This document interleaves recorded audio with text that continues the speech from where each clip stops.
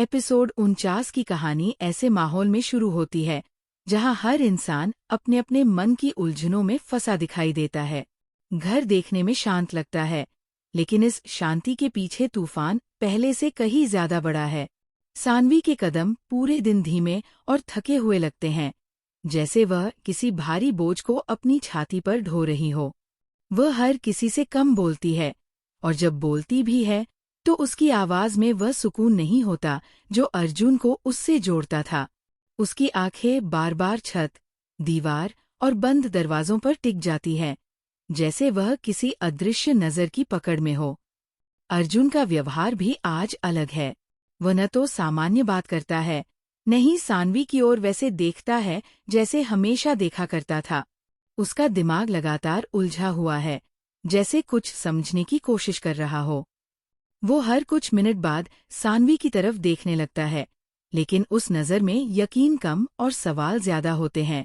उसे महसूस हो रहा है कि उनके बीच कुछ बदल गया है, ऐसा बदलाव जो न तो अचानक है और न ही नज़रअंदाज किया जा सकता है।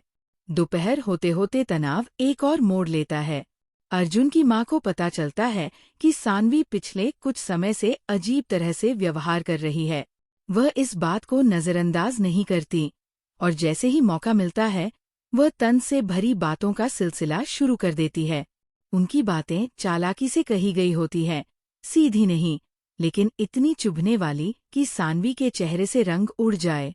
वह कहती है कि इस घर में रहना सिर्फ काम करना नहीं, बल्कि भरोसा और जिम्मेदारी निभाना भी होता है।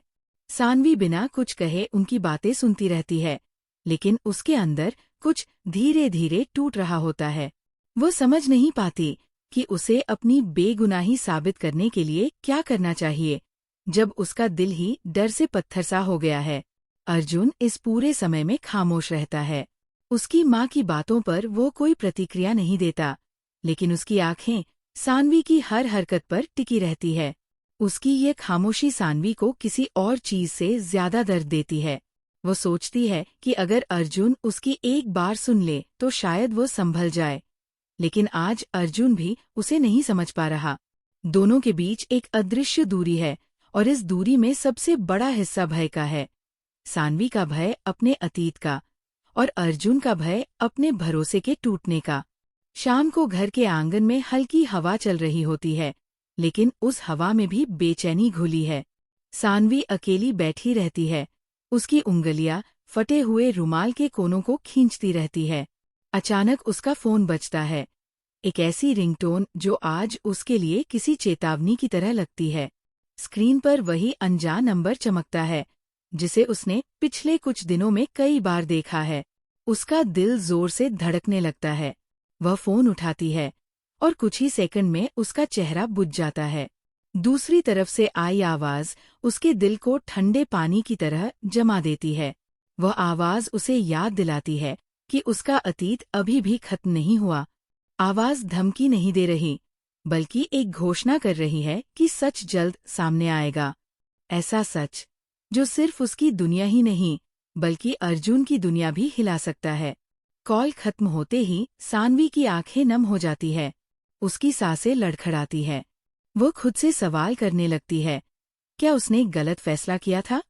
क्या अर्जुन से सच छिपाना ही सबकी भलाई के लिए था, या यही बात अब सबसे बड़ा नुकसान बन रही है?